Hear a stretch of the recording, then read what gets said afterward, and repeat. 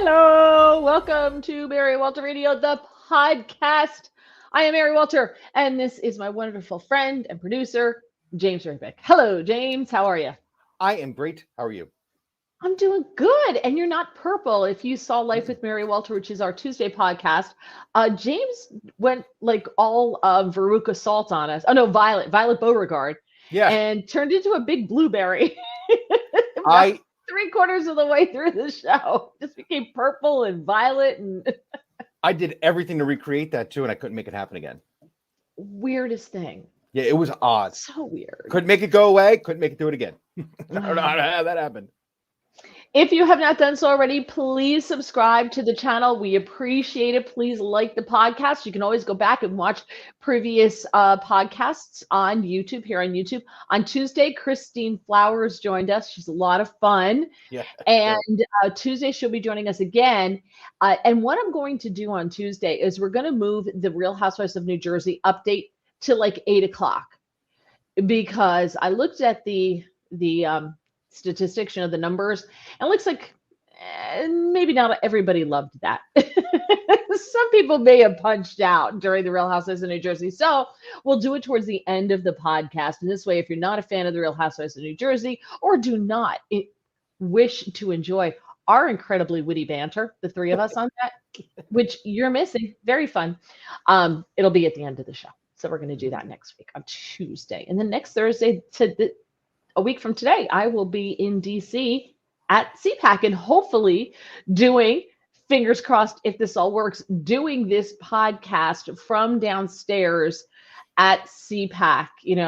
Try if there's a big dinner, we'll be right outside, where Radio Row is right outside of the big convention floor, the big room, Oh, thank God. So when people come out the side door, especially, I've learned, like, the important people try to slide out the side door. If I'm sitting there, maybe I can grab a couple people for, get them on the podcast with us. If there is not a big event happening, I probably will be in my room in my fleece pants and pajama sweatshirt. So I'm going to do that instead. I like that. Yeah, and I'm going to be doing call-ins to a bunch of radio stations across the country that I've already scheduled, probably about 7 of them so far. And I'll be doing some hits on the Todd Starn show as well throughout CPAC, because they will be at CPAC. So that's that. So that I've just been obsessed. I've been consumed with that. And for those of you who follow on Facebook, I've been telling about my friend Rhoda. Rhoda was my girl when I was living in Washington, D.C., and I'll tell you about it on the Mary Walter Radio podcast on Tuesday as well. So Rhoda, long story short, was my neighbor who lived next door to me in the apartment complex where I was living in Washington, D.C. And I had a crash pad. I had my mother's old bed from when she was a kid, her old dresser. I had another dresser from my brother-in-law's ex-girlfriend that she left. So I had that, and I needed 2 dressers because my husband had more clothes down there than I did. I literally brought down the amount of clothes that I needed for the week, and that was it. And I always had a dress there in case, like, when we got called to the Oval Office, thank God I had a dress, right? And shoes and the whole regalia, so I could look nice. When we went to go meet the vice president, we didn't know it was coming, and I had to actually go out and buy an outfit when we went to meet Pence, because I didn't have anything. So here I am the day before in H&M trying to find clothes that don't look too ridiculous. Anyway, so Rhoda lived next door to me, and she became my best buddy. Rhoda and I, like, we she was great. Yeah. So she's now 91. So when I met her, she was in her, late 80s, 85. Yeah, almost 85. It's almost, no, 86, 87, something like that. Wow. So she moved downstairs, and every Monday we had our coffee clutch. I would go down there. She would put amaretto instead of the creamer. She put it in the creamer thing, so we could have amaretto in our coffee. And I would bring her bakery treats from Jersey. So I'm going to see her after CPAC. I'm leaving CPAC, and I'm going to go out to dinner with a bunch of the women of WMAL, since that is my old radio station. So we're putting together a dinner for Friday night. And then Saturday, I'm going to go see Rhoda. I talked to her today. She's not doing well. No. I have to say, this is, we could talk about this, but 3 years of locking people down, I really think it's going to be what kills her. I mean, she's 91. Okay. So Right. she's not going to die young. Okay. Right. She's run definitely through the gauntlet and made it Right. to the other side of the happy I made it this far time.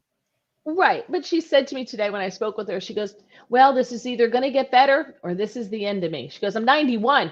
It's going to happen eventually. And sooner, right? She goes, it's going to happen sooner rather than later. I was like, oh my God. So I really, really want to get to see her.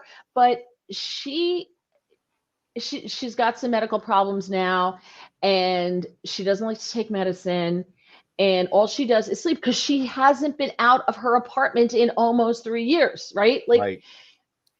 And so she's very afraid. I get it. But yet, when I went down there to have a breakfast with Chuck Grassley in 21, she made me stay in her apartment. I slept on her floor. Yeah. She was okay with it. But she goes to the doctor. That's it. And I said to her, I go, Rhoda, you got it. Let me come visit you. And I think that having some kind of social interaction might perk her up a little bit, as opposed to just sitting in her apartment all day. And all she does is sleep. Absolutely. She sleeps, and she's got sciatica. So she said, at least they think it's sciatica. Again, she doesn't like to go to the doctor or take any kind of medication, but she said she's only comfortable when she's sitting down or lying down. Right. And she's using a walker now, but that doesn't really help. So I can't take her out to dinner because she can't really walk. So she's come a long way from the lady who made me take her to a drag queen brunch. Right. Yeah. So kind of sad. So I'm going to see Rhoda too. So I'll keep everybody up on that. All right. Yeah. Let's head to our comments. All right. If you are unfamiliar with the show, we will have the audio up on Apple Podcasts and Spotify within about 24 hours. Today was a little bit later from Tuesdays. It was a little bit later getting up there, but we got it up. So within about 24 hours, we'll have it up there. So since you're not watching it visually, as I said, you can always go back and watch it on YouTube anytime. I'll put the comments from YouTube up on the screen. The comments from Getter do not load onto the screen for YouTube. I don't know why. Design flaw. So if anybody from Getter's listening, please fix that.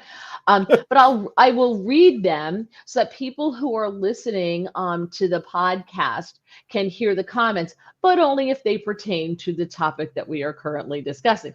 Because some people like to just throw stuff out there, and it's too confusing to the people who are listening to the podcast.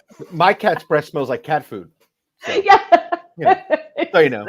Exactly. You know. Okay. Yeah. So one of the things the regulars like to do is see who can be the first one in to say hello, and this isn't fair. It is Tina, aka Ringo. She got in at 7:03. James in 2 minutes later at 7:05. He says he's second with a crying face, and then he goes on to say, in the esteemed words of Reese Bobby, if you ain't first, you're last. Al getting in at 7:10, and followed by Bill. Al says, I spent 10 minutes refreshing the search so I could be first. I think Ringo cheated. Tina says, Al, let's get real. You're just mad I'm marrying the producer. Yes, that big announcement was made on Tuesday's show, which and so far the regulars heard all that announcement, but if you are not a regular and you did not hear the announcement, James? I am marrying Ringo. I proposed to her in a very sneaky way, and I'm good like that. And she said yes. I don't know why, but she said yes. Yeah. I love it. I'm so happy for you guys. Thanks. Makes me happy. Al, I love you both, Ringo. Thank you, sir. And he said I knew your news before Mary did, which is totally true because I didn't check it out on social media. I've just been so crazy. Well, you were in a mountain. And I was in Idaho. Yeah, I was skiing. I wasn't spending a lot of time on social media. Did James lose a bet and have to wear that shirt?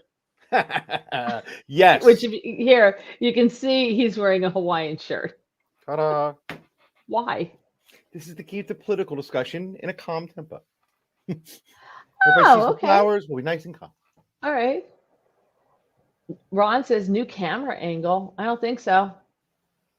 Yeah. I don't have a new camera angle. Hasn't changed. Have you grown? Why am I taller now? So what's happening? I don't know. I'm trying to know if that's more headroom than normal or not, but it's hard to tell. I think this looks the same. Okay. I'll go with that. All right. We re-recorded Wendy Bell's show, which airs on Saturday. They record on Thursdays. So I thought it was the same. Nobody said anything like tighten up the shot or take it back or whatever. So yeah. I thought it was the same. Yeah. All right. Speaking of which, I will be on the Sean Spicer show tomorrow. 5:30. Hold on. I'll tell you. Hang on. Hold on one second. Let me tell you. All right. I had to turn down my ring light one level. I'm shiny, apparently, according to the IT department. I was just coming down to tell you. He's on the stairs right now. I was just coming down to tell you. All right, go look at that and see if I'm still shiny. I'm sorry? Can't hear you, honey. Okay. We're taping at 4. Oh, so I'm doing the company quiz tomorrow on the Sean Spicer show. So that will be between 5:30 and 6 tomorrow that it will air Eastern time. So doing that. Then the Wendy Bell show is on Saturday at 4:30, Sunday at 3:30, and Monday morning at 6 a.m. And then Monday, I will be on the Chris Salcedo show between 4:30 and 5. So there you go. Crazy busy. Busy. And very busy. Nothing gets done. Okay. Speaking of busy, did you see this study about the 4-day work week? Did you see this? Okay. No, I like the concept already, though. It comes out of England. I don't know if it will translate here. I don't know that American companies are ready for this. An employment agency in England named Robert Half. Here, Al says, you always shine, Mary. I think it means the light is brighter than usual. That's exactly what he means. So I turned it down 1. If I have to turn it down 2, I will do that. But he has not come down the stairs to yell at me. So this employment agency, Roger Half, shows that now this says American companies. Okay. Come down 1 more. Oh my God. Okay. It shows a large majority of U.S. managers, 93% of U.S. managers support a 4-day work week for their team. 64% expect their company to transition to a 4-day work week within the next 5 years. So are that's American companies. 4 on, 3 off? Is that that's traditional 4-day work week? Right. Okay. But see, so here's my thing. I would assume that there are some people who have to do Saturday, Sunday, Monday, and some people that do Friday, Saturday, Sunday, because you've got to have people working on Sunday and on Monday and Friday. Oh yeah. Yep. So, I would assume that they have to do like half the team has to do this, half the team, because you have to have all of the departments open and running. Right. So they're going to do it that way is what I'm assuming. Now, there was a pilot program in the UK that tested a 4-day work week, and they say it is now a resounding success. A total of 61 British companies, around 2,900 workers were enrolled in the trial. Employees worked an average of 34 hours. Usually it's a 40-hour work week, but they did 34 hours across 4 days between June and December of last year. They kept their existing salary. Okay. So they're not working 5 days, they're only working 4, but they kept the same salary. At the end of the 6-month trial, 56 of the companies, 92%, decided to stick with a 4-day work week, but only 18 did so permanently. So the other ones slowly went back to a 5-day work week, which I think is what's going to happen. I think it sounds good on paper, but you have to have a special kind of company to be able to do that. Like radio could never do that, right? We could never do that. Right. Can't be. TV can never do that unless you have different teams on Monday and Friday, and people like the continuity of always seeing, always seeing Gutfeld on Monday through Friday, or Jesse Waters, or Hannah, whatever. Any of the other men who have regular shows Monday through Friday. Yeah, we have built quite a lives around the 5 and 2. Right, 5-day work week. Monday through Friday being the work week, 2 days off on the weekend. Like we've built a lot of models for a lot of things are built on that. Yeah. Yes. On that schedule. Yeah. On Getter, Mike says, "Isn't Obama from Hawaii?" In reference to your Hawaiian shirt. Oh. James wants to know, does that apply to customer service reps on the telephone? Every time you call, you're number 1,527 on the wait list. Yeah, Well, less people in call centers. Great. well, I don't think this will apply in India where all of the calls originate. So right. There's that. Okay. The companies that participated were from a whole bunch of, they did a wide range of different business sectors and a whole bunch of different company sizes. They were permitted to design a 4-day week policy tailored to their own needs, with the only conditions being that the pay was not cut and employees were given a, quote, meaningful reduction in work time. So fewer hours, but you keep the same pay.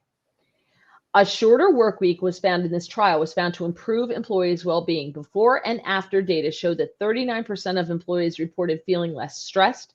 71% had reduced levels of burnout at the end of the 6 months.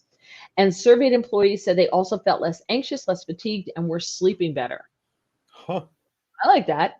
Yeah. They also said their work-life balance improved, but the benefits are not limited to workers. Administrative data from the participating companies showed that revenues rose by 1.4% on average.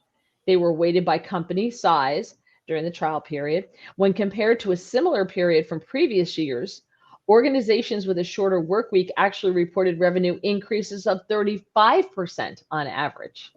Wow. Yeah. That's a big number.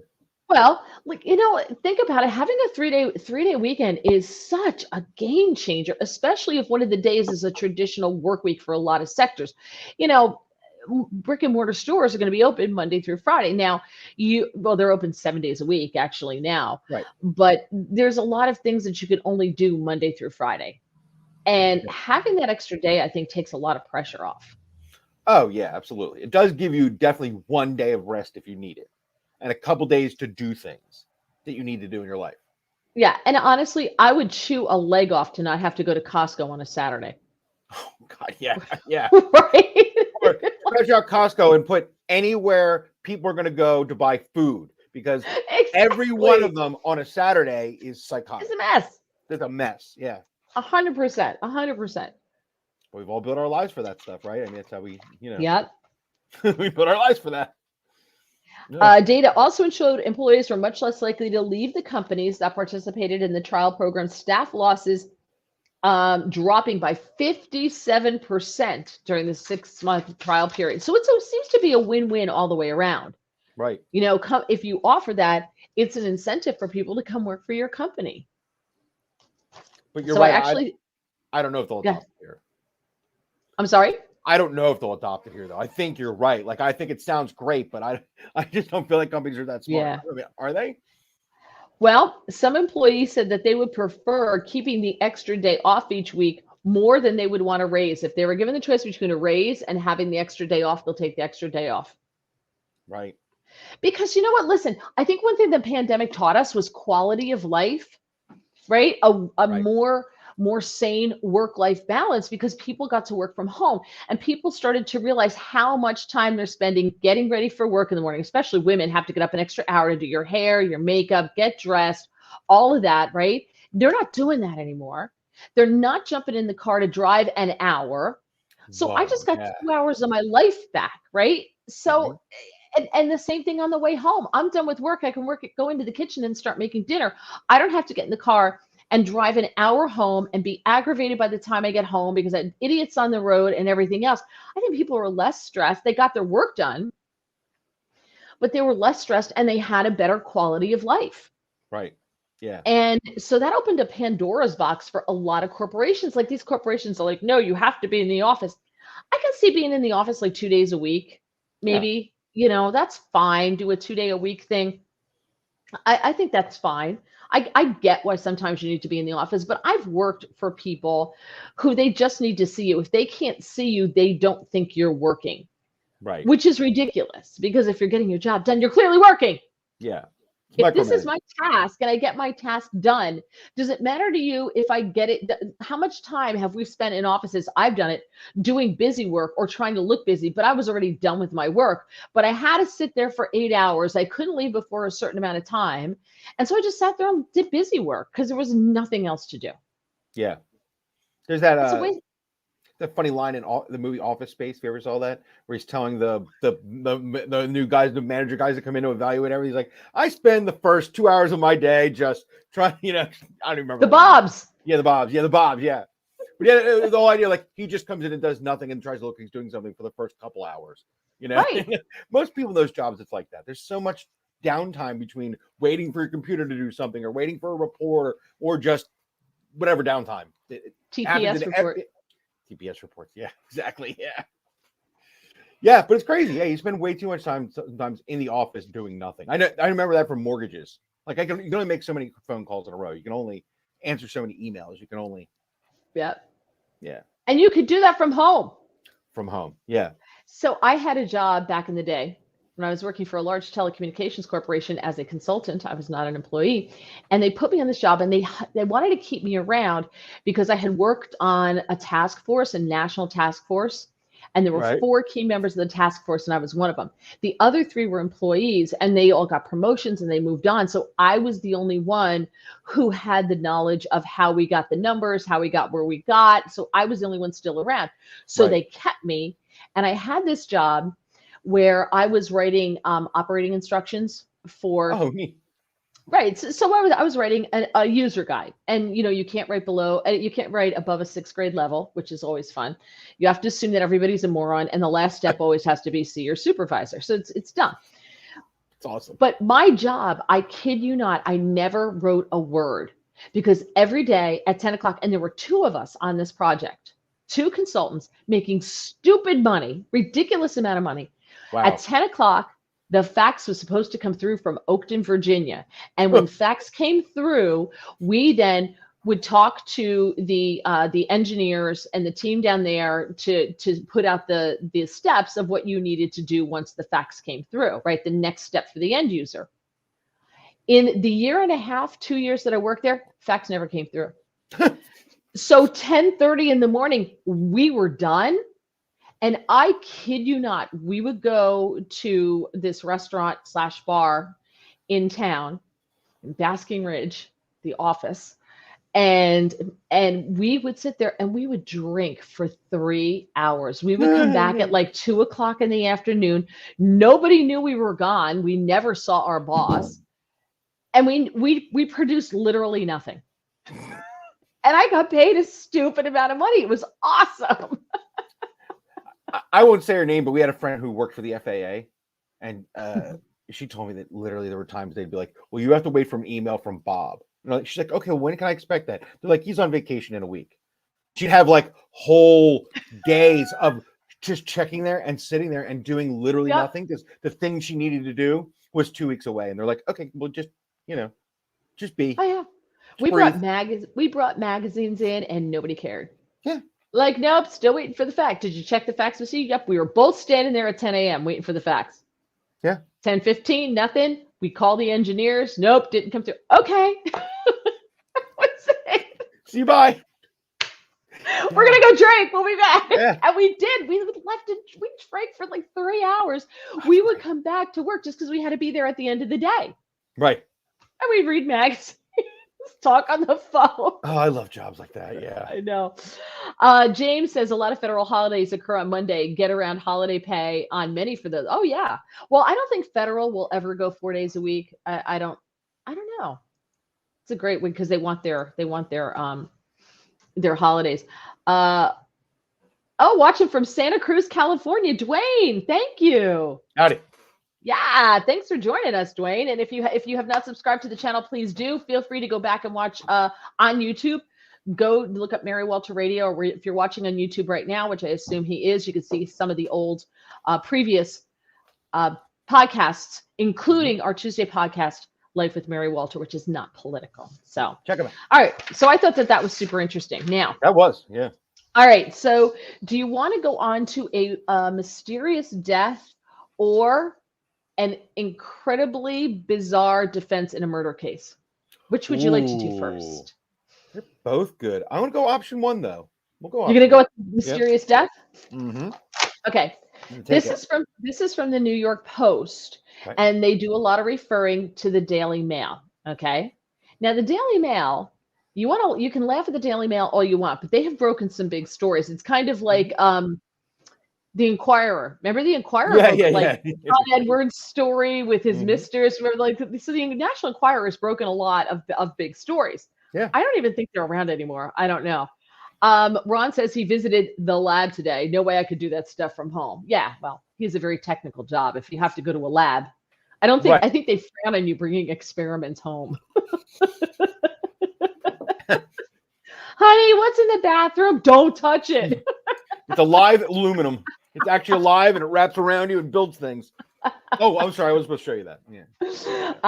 Okay. So again, this is from the New York Post, which does refer to the Daily Mail. Have you heard of a guy named Mark Middleton? I don't think so. Okay. 59 years old. Okay. He was found dead in Perryville, Arkansas on the Heifer Ranch. May 2nd of 2022, last year. It's been almost a year, so a couple months shy of a year. Now, almost a year later, a police report that was obtained by the Daily Mail this week revealed that the businessman, he's a businessman, was discovered with a gunshot wound to the chest and an extension cord tying his neck to a tree. Ooh. Okay. Good stuff. Yeah. According to the police report, Deputy Jeremy Lawson of the Perry County Sheriff's Department wrote, "I could see the male was obviously deceased. His account includes that while officers located a gun case and 3 boxes of buckshot in Middleton's BMW SUV, there was no weapon. They never found a weapon." Okay. So the killer took the weapon with him, right? That would make sense.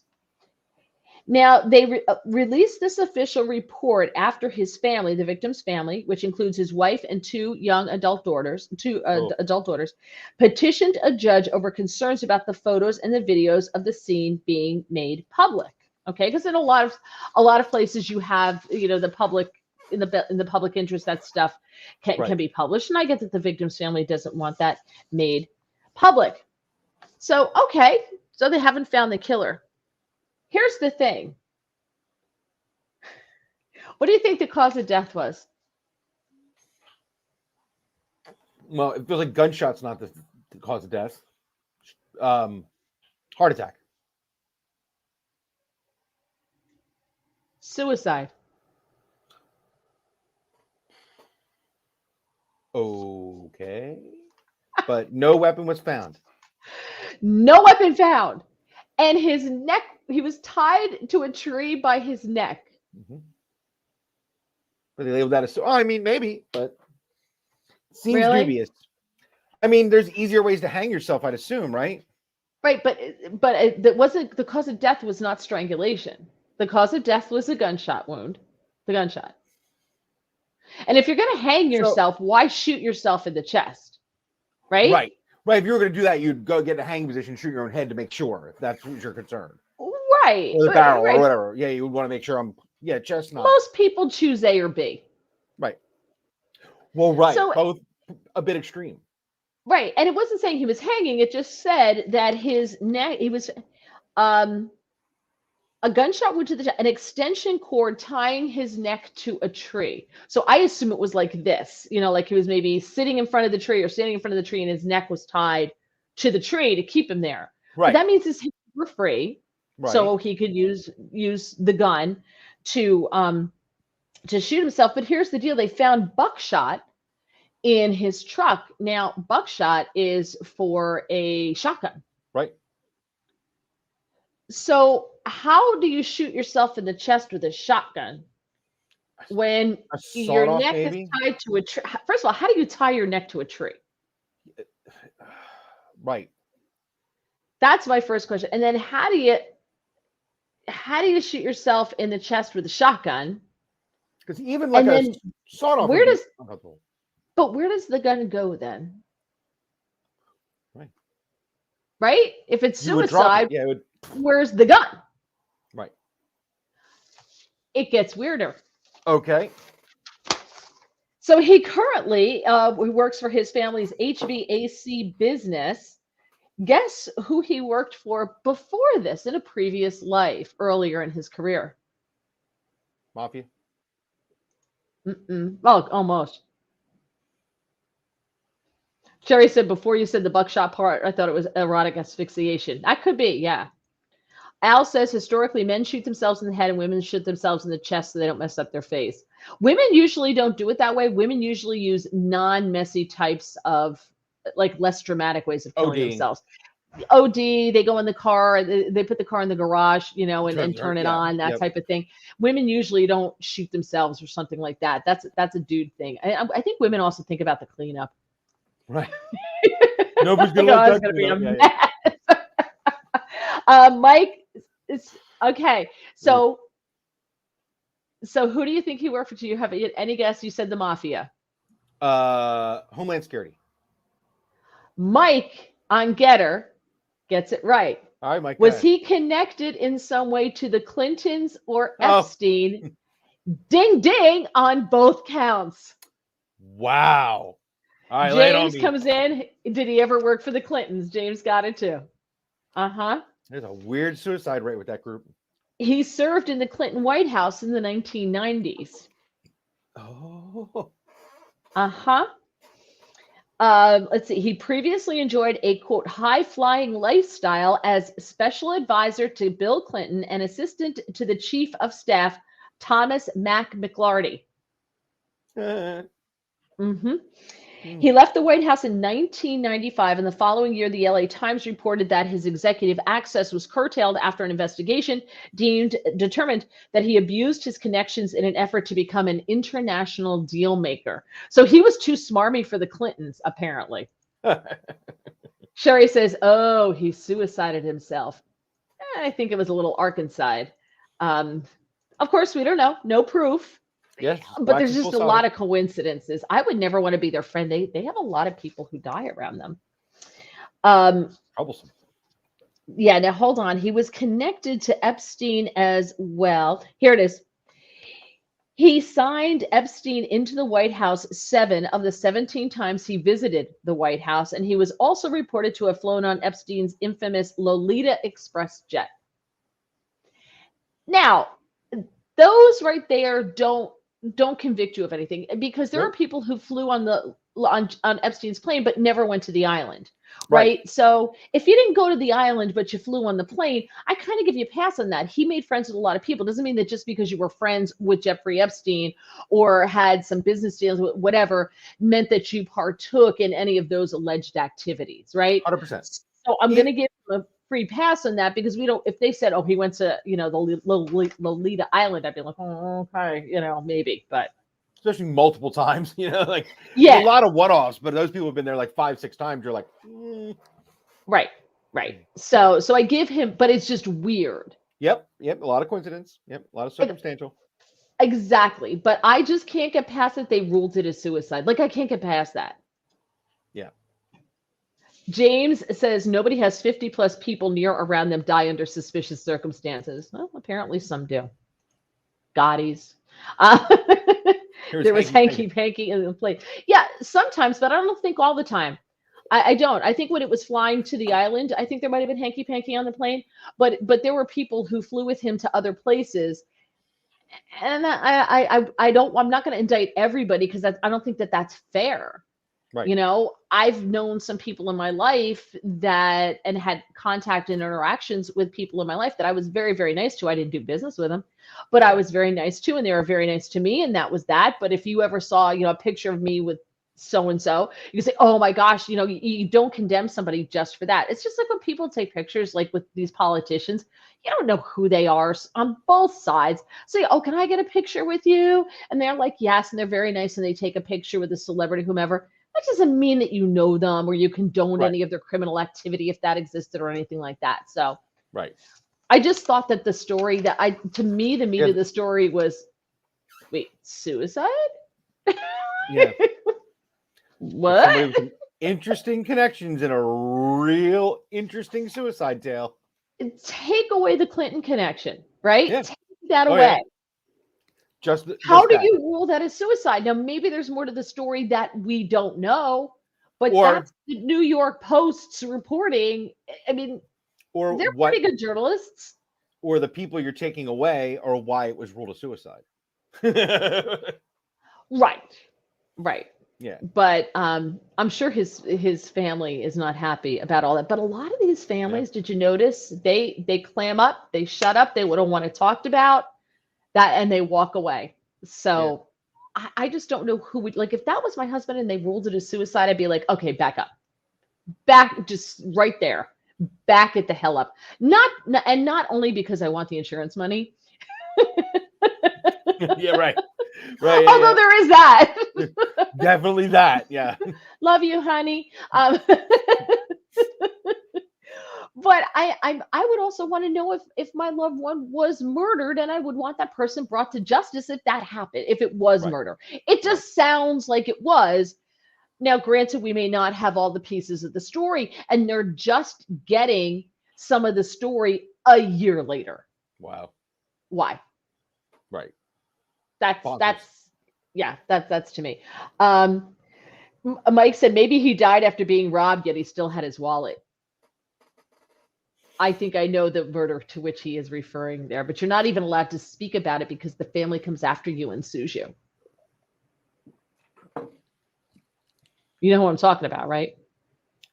I thought I did until you looked at me and said, "Do you know?" And I'm like, maybe I don't. All right, I'll tell you. Yeah. James says, unless a family member tracked the phone and found the scene and interfered, it doesn't make much sense via the ruling. Yeah, I don't know. I was like, I listened to this story, I'm like, wait, what? Yeah. I mean, at the very least, it sounds like somebody tampered with something, ran with the weapon, if you could prove that. Right. But it doesn't seem like they're investigating that.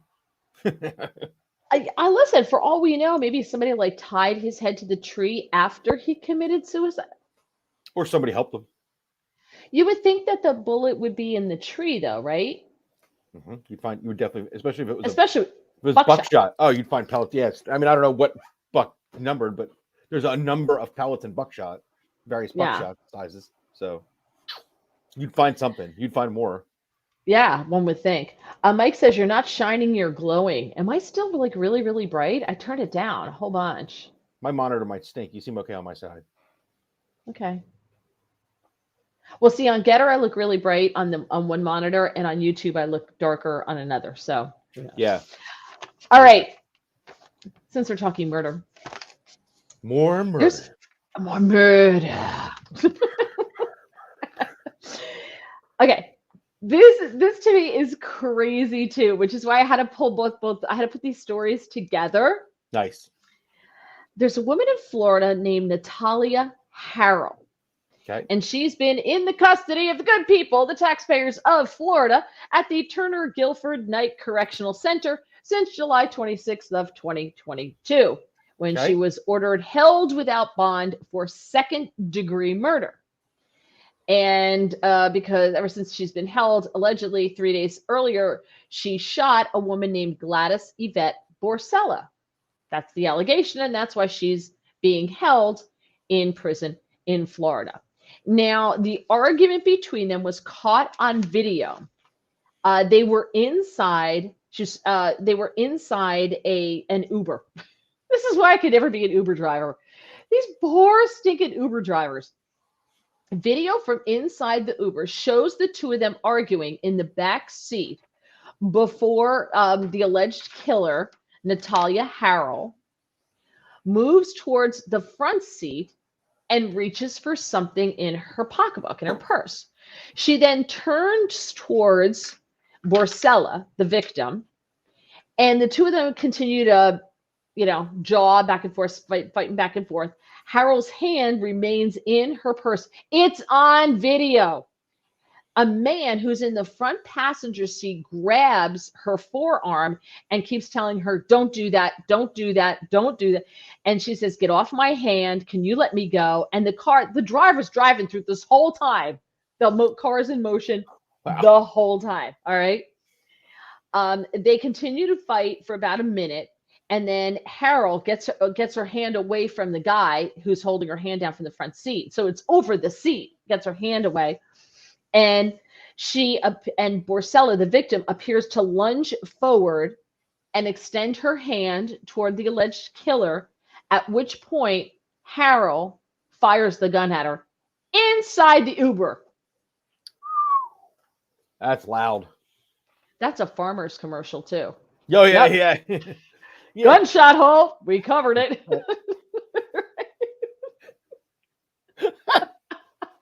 That totally is a Farmer's commercial. Right? It happened. We covered it. Okay, so Borcella, a mother of 3, was struck once in the chest and died. Now, Harold was 24 years old at the time. She was charged with second-degree murder. Now, her attorney is arguing that she shot the victim after the victim continued to threaten her and attempted to assault her. Now, in response to so her lawyer, William Norris, let me put this in here. At the time of the shooting, she was 6 weeks pregnant. Oh. All right. Yeah, this poor kid doesn't stand a chance. Nope. So he is arguing that the unborn child should be immediately released from jail because the fetus has not been charged with a criminal offense. That's a new defense. Didn't I tell you it was weird? Mm-hmm. But my question is, does the child know it's in jail? You'd think no. You'd think not. You'd think not. Yeah. James says, ever fire a gun in close quarters? It's deafening. It is very loud. It's loud on an indoor range. You know, like I do the earplugs you put in your ears and the muffs over it, and it's still, you're still like, oh no. And if someone's firing a big gun, you're like, oh, it scares the bejesus out of you. Yeah. I would argue. Yeah. Sherry says, I would argue for first-degree murder since the other passenger tried to stop her and she had time to cool down. There you go. So they filed a habeas corpus filing, which is unlawful confinement on behalf of the fetus, the baby, which the left will tell you is not a baby, right? The left tells you it's not a baby. Left tells you all the time it can't survive on its own. It doesn't, it's not a baby until it's born. Up until then, it's the mother's body. Well, if it's the mother's body, then there you go. But Florida, of course, doesn't have laws that say that. Florida's laws say it is a baby. And they're like, smart lawyer. Not really, I don't think. That's a good ploy, though. He's arguing that she and her unborn child are being held in a cell block or pod where violent criminals are housed with them, including inmates who are, quote, housed in the pod because they have been disciplined or under investigation for fighting or committing crimes or violation of the prison rules. And their lawyers could say that they're being housed with a woman who allegedly shot somebody in an Uber. So, Right. Water seeks its own level sometimes. The filing states unborn child's constitutionally protected due process rights have been clearly violated. Absent immediate release of unborn child from the respondents, unborn child will likely be brought into this world on the concrete floor of the prison cell without the aid of qualified medical physicians and paramedics and in the presence of violent criminals, which we all know isn't going to happen. He also describes that Florida law and federal law dictate that unborn fetuses should be recognized as legal victims when they're impacted in the commission of several different types of crime, even before trial. For instance, a drunk driver hits a pregnant woman, kills her, and the baby dies. You could be, charged twice, depending on the state. Yep. Right? Okay. Yep. He said we do, and so the response to that, a Florida-based criminal defense attorney told Fox, we do recognize in many situations unborn fetuses as a victim. So if they're a victim for criminal purposes, why are they not a criminal for penalty purposes, for penal purposes, when locking up the mother who's not even found guilty? She's presumed innocent. So there you go. So they're alleging though that she has not gotten any kind of medical care, and that is harming the baby, and that's why she should be let out. And she's going to give birth on the cell floor. That's not how it goes. All right, that's Right. not how it goes. They go to prison. They go to a hospital. Al says if you're pregnant, it's a baby. I get you. James, sounds like a case that Saul Goodman would take. Okay, so the Miami-Dade Corrections and Rehabilitation Director, in response to this filing, saying that the fetus should be let go, and says that the fetus isn't getting the proper medical care and is being denied, all these things that it should have, and prenatal care, said that her first pregnancy in the jail's custody was the day that she was admitted, and she was negative. She tested positive August 12th. So here's my question. Either they're using really bad tests, or she got pregnant in jail. How'd that happen? Yeah, I don't think this was a miracle baby. Yeah, I didn't see a star in the east. I don't know about you. Right. There's no star. Yeah. Exactly. I didn't see any wise men coming to Florida with some gold, frankincense, and myrrh. So they may still be on their way, but I think just cocaine party hats and flowered shirts. I think it's the only thing trio that's going through Miami right now. So that's, to me, is a question. When she tested positive on August 12th, she weighed 106 pounds. Okay, she's a little woman. Yep. Now on February 16th, she weighed 140 pounds. Just a lot of weight to put on if you're pregnant. 40 pounds. Yeah. It's kind of up there at the of what she should be putting on, but it's not unhealthy. 40 pounds putting on for a pregnancy. And they're saying that the filing should be dropped altogether because she's gaining weight. She is getting care while she is in prison, while she's pregnant. She has a history of declining her own medical treatment. So they're saying she's not getting medical treatment, and they're saying no, she's declining medical treatment. Sherry said, I was told by a doctor you can get a false negative, but if you get a positive test, you're definitely pregnant. So maybe that's what happened. Maybe she had a false negative. They say petitioner has been taken to at least 4 OB appointments outside of the jail and refused to attend a 5th. She has been offered prenatal vitamins on a daily basis for months. She has refused prenatal vitamins on more than one occasion, as recently as January 16th, and has refused to allow nurses and medical providers to measure the fetal heart rate. She has had at least 11 medical visits since August of 22. Her last appointment was inside the jail on February 17th. She will be transferred to the infirmary once she reaches 36 weeks pregnant and will be taken to the hospital to deliver the baby. Now, here's the thing. They are not claiming that her arrest was illegal. They have challenges. Let's see.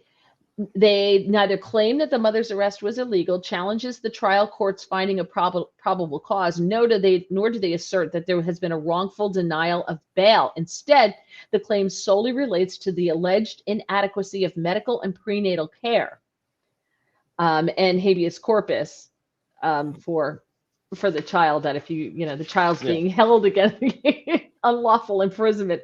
Brilliant. Yeah, right? It's creative. I think when you had a no-win situation, that's pretty creative. Right? And lawyers looking at like, here's what I'm going to do. I'm going to throw this Hail Mary concept that maybe the fetus is a baby and they'll let you out on house arrest or something. Let's just throw it out and see what happens, right? And, boop, missed. No. Al says she could have gotten pregnant from a guard or a transsexual rather. Not transvestite, transsexual. Yeah, could have. This is what happens when you put men in the women's population. Remember, we did the story about the place in New Jersey. I think it was Edna Mahan, a correctional facility for women out in Clinton. It used to be beautiful. I think they're closing it, but it was out acres and acres in the middle of nowhere, up in the foothills of the Appalachians. It was gorgeous. And something like 12 women got pregnant there in the span of a couple of months, because they're putting men who identify as women in the female population. Shockingly, they're still getting women pregnant. Right. Not men who went through the process and became women, where you have no chance of this. You're Do talking you about have no chance? Because if you, No. unless I you said if you- snip, right? I said if you went through the process, right? If you went through fully and became Fully. man to woman. And by the way, I'm not here to have the debate about what should be considered a man or a woman. I'm just saying, if you're talking in that jail sense, that would make sense. I can't imagine, even if you, I can't speak for everybody, but even if you identified as a woman but knew you had man parts, that's not going to work out for you.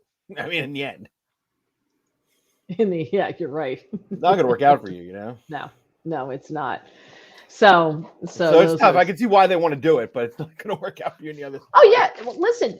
First you might of all, unidentify real quick. well, I mean, how many men, especially for like sexual assault or whatever, just go, "Oh, I'm a woman now." They said after they get arrested, they identify as a woman now, even though they look totally like a dude, and they want to be put in the women's population, and they get it. And they put him in the women's and this guy's been arrested for sexual assault, and you just put him in. It's like you took an alcoholic and they said, well, you know what? I'd really like to spend my time in the bar. That's where I want to go because I identify as a bar patron. So I want to spend my time in the bar, and you're an alcoholic, right? And they put them in a bar. It's the same thing. Right. It's absolutely ridiculous. Just very quickly, since we have time, I just want to go to this. Let me bring it up. Two things I found. Okay. They found that the vaccine mandate did not work. In December 2021, officials all across the country, they announced these mandates requiring people to show proof of vaccination, to go into business districts and to go into restaurants and everything, right? Right. Well, new research from George Mason University's Mercatus Center, found that the city's vax mandate did not work. They said COVID cases were not affected by the mandate, COVID deaths were not affected by it, and people were not more likely to get vaccinated at all. Oh, you're purple again. I know. Just texting you that message. I'm going to log out, log back in. Okay, bye. I don't get it. I'll keep going with this. If anybody wants to comment on this, you can. So they're finding out these things, which I don't know. I kind of thought we already knew, right? Al says he hasn't gotten a haircut for 4 years, I guess, just in case he winds up in prison. All right. So they came to the conclusion by comparing COVID statistics in places like Washington, D.C. to the same statistics in cities that did not have mandates. Florida, where the left told us, Ron DeSantis is going to kill everybody. Remember? Ron DeSantis is killing people, but it's okay because they're Trump voters. He's killing Trump voters. So there was that whole thing. Oh, you're back. I'm back. So the idea behind the mandate was more people were going to get vaccinated and we would reduce the spread of COVID, and that didn't really happen. They said one of the reasons is that if people wanted to go to a restaurant but didn't want to get vaccinated, they could just hop on the metro in Washington, D.C. or go elsewhere. Remember, they could go to Virginia. And people were saying that. How many people came to New Jersey from New York because you didn't have to show papers to get into a restaurant in New Jersey, but you had to show papers to get into a restaurant in New York? They just hop on the train and come over to Jersey. Right. And would go to the restaurant here, right? Mm-hmm. Let's see. A lot of they said, people said this isn't surprising. So there's that story. And along with that story is the story that they found that face masks made little to no difference in preventing the spread of COVID. So face masks were a joke. And we know this because one of Fauci's, they got their hands on one of Fauci's emails. It was dated February of 2020, where he told a friend, February of 2020, in the beginning of all this, where he told a friend that face masks don't work. But they implemented them anyway. And they have people now, you still see people. I was just on planes. There are still people who are walking around with face masks. And it makes me crazy because I see these kids with face masks on. Yeah, they and don't do anything. Ones. Yeah. They're not even N95 masks. They're cotton masks. They're, little bedazzled things on them. They're so not medical in any way. And they don't work, but people have been so scared. It's sick. I mean, going back to Rhoda, that I started this whole thing out with my beloved Rhoda, my girlfriend. I love her to death, my 91-year-old little neighbor from when I was in Washington. She's very liberal, but she's petrified of getting COVID, right? Right. So she's had, I don't know, 18 boosters, and she hasn't been out of her apartment really, except to go to the doctors for 3 years. Right. And it's killing her. She's depressed. She's tired. Her health has just spiraled downhill. And so now we find out that the lockdowns didn't do what they were supposed to do. The mandates to force people to get vaccinated, which we now know the vaccine doesn't stop the spread, didn't work. And they did more harm than good. And now we know that the mask mandate was total BS and did nothing to stop the spread of COVID. So I have to tell you, and we also found out that that getting the virus, getting COVID, you had the same immunity as someone who got the virus. I mean, who got the vaccine. We now know that acquired immunity gave you as good, if not better, than the people who got the vaccine. Yet, if you had COVID, you couldn't produce your test to say, look, I already had COVID, so it's as good as having my papers, present my papers because I've had the vaccine. So I can go see fish, or I could go into this restaurant in New York, or I could do this, or I could do that. Other countries did that. America did not. They are now acknowledging like, oh yeah, acquired immunity, total thing, just as good, if not better than the virus, than the vaccine. Oops, our bad. I mean, think of the things that I was barred from by family in the last year. An outdoor graduation I couldn't go to because I had COVID. And at that point, I still had immunity, right? Because they say it's 10 months approximately, which is longer than some of the vaccines. Some of the vaccines, it's only 3 months, 10 months if you've had COVID. Right. On average. So I couldn't go to that. I couldn't go to a wedding shower, and I couldn't go to a wedding. And the wedding was only like 4 months ago. Right. Yeah. It's amazing. So where do people go to get their life back? Where do people who have been called, I was told that I was going to kill people. I was told that I'm selfish.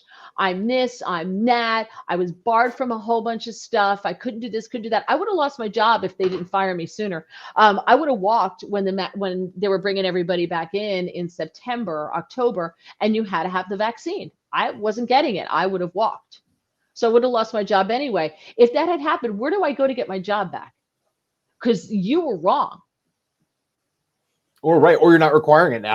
Even that. Imagine some of the places that were requiring it now aren't. Right. Oh, that would make me shut off so like a mad. switch. Right. Yep. That would make me. Or if I got it against my will, and now I have this in my body, and I got it against my will, I got that vaccine against my will, you have that in you for the rest of your life. I would feel so violated. Right. And I know a lot of people who did it just because they had to, because they had to eat, they had to put food on the table, they had to pay the mortgage, so they couldn't afford to lose their job.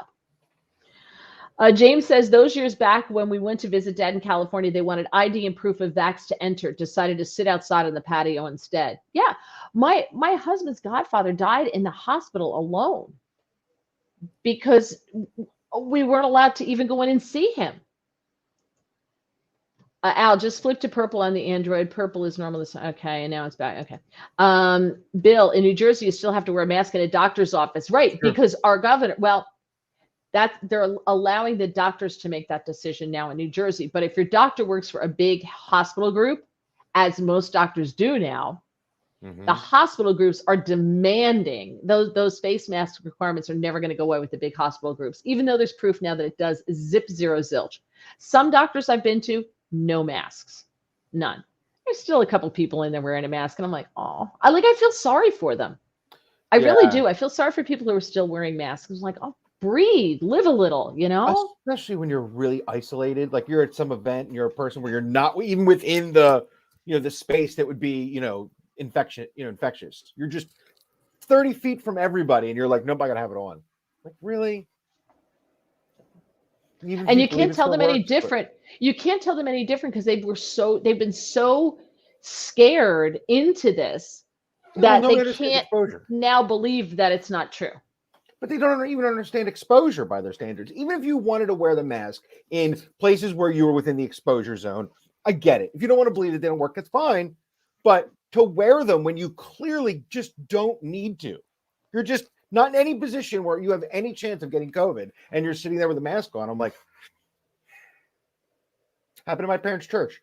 I saw a guy sitting all the way in the farthest back row, and it wasn't a crowded day. He was 12 or 14 rows from anybody. Mask on, bundled up. Yeah, it's really, really sad. Al says people wore masks thinking they were protected and got sick anyway. Yeah, because they don't work. That's why. How about this? The people in Palestine, East Palestine, Ohio, they're not telling them to wear masks despite the toxic gas everywhere, right? Right. That's why Pete Buttigieg waited 3 weeks to go. He knew exactly what was happening, and that's why he didn't go. They're not telling them to wear masks. Camera angle back to normal, according to Ron. Okay. Barry, hey! My friend Barry and his friend Cy. Hello, boys. How are you? Hello, gentlemen. Boys, Barry's like 6'7". Wow. It's a big boy. We went to high school together.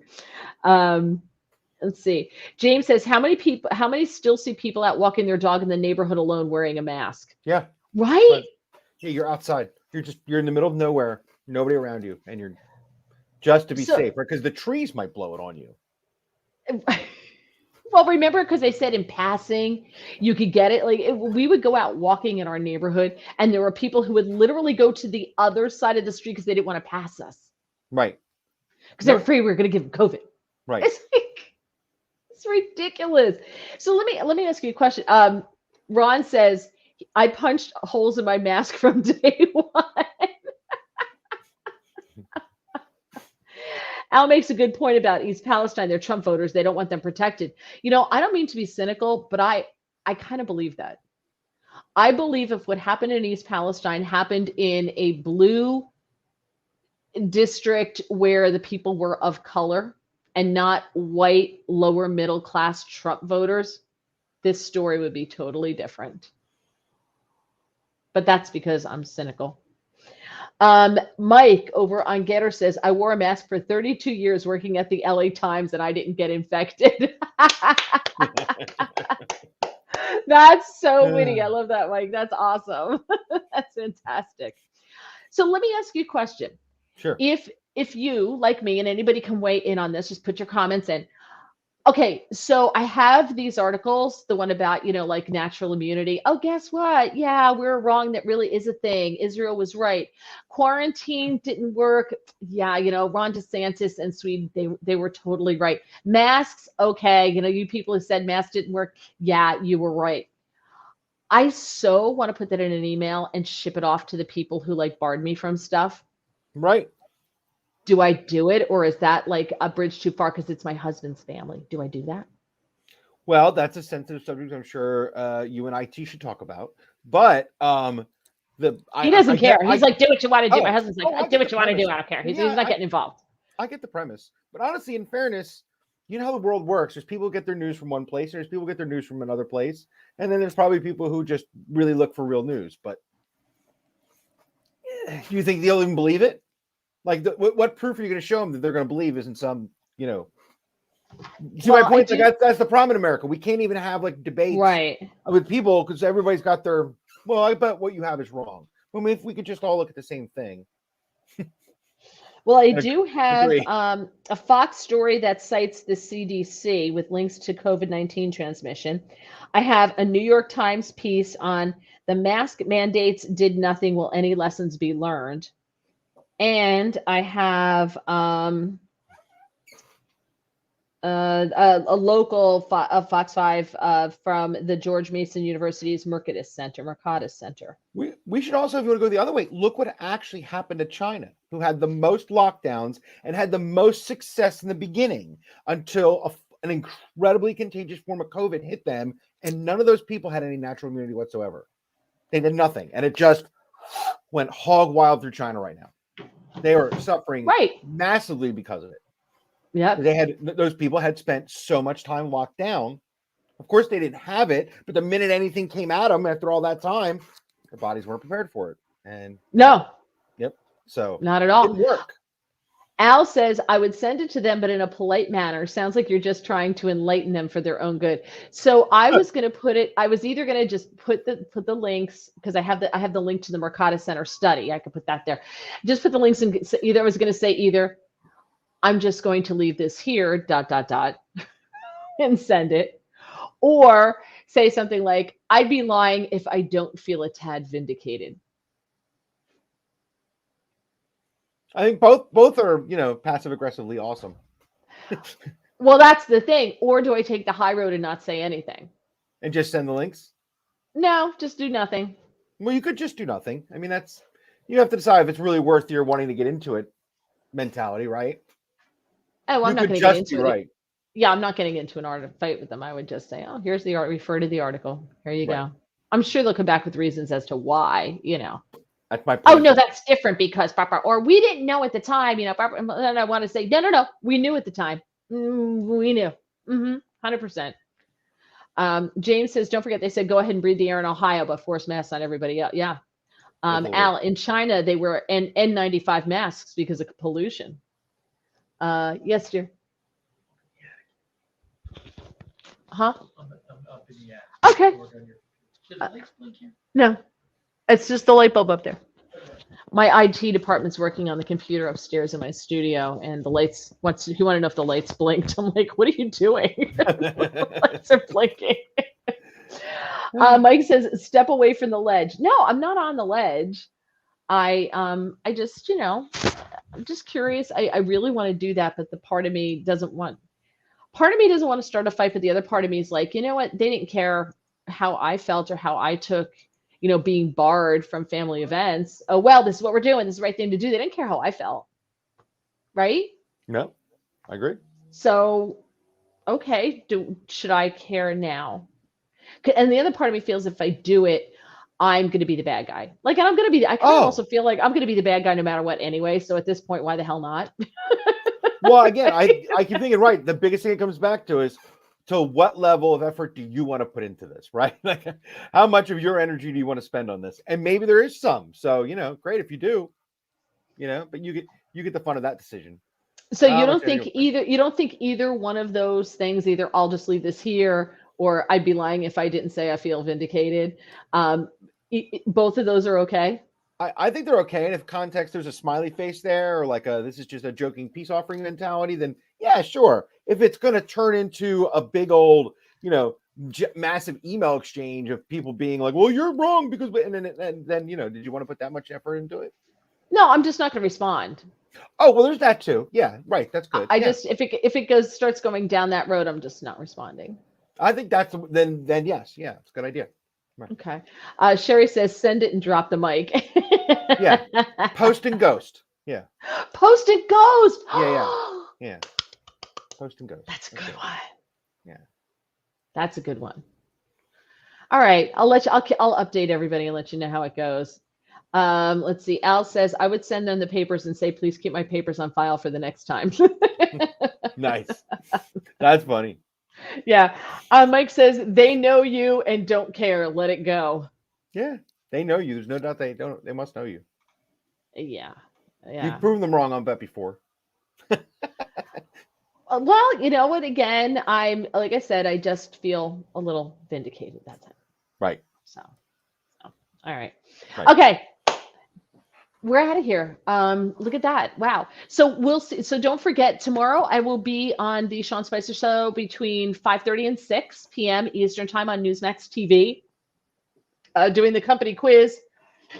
My tiara from winning the quiz has not been worn in quite some time. So hopefully I'll do better in the company quiz tomorrow. But it's really, really hard. It's like stupid random. It's like really random trivia questions. And it's just like, what? How does anybody know the answer to this? So right. Anyway, so that will be tomorrow. Saturday, the Wendy Bell Show on Newsmax TV, 4:30 p.m. Eastern. It re-airs at 3:30 on Sundays in the afternoon, and it re-airs Monday morning at 6 a.m. And then between 4:30 and 5 o'clock on Monday, I will be on in the evening p.m. I will be on the Chris Salcedo show on Newsmax TV as well. Tuesday, don't forget Life with Mary Walter, the non-political podcast. Christine Flowers will be joining us again, and we will do our Real Housewives of New Jersey update at 8:00 instead of at 7:30. So those of you who would like to stay for it can. We have a lot of fun with it. I'm telling you, you're going to warm up to the Real Housewives. I'm going to get you.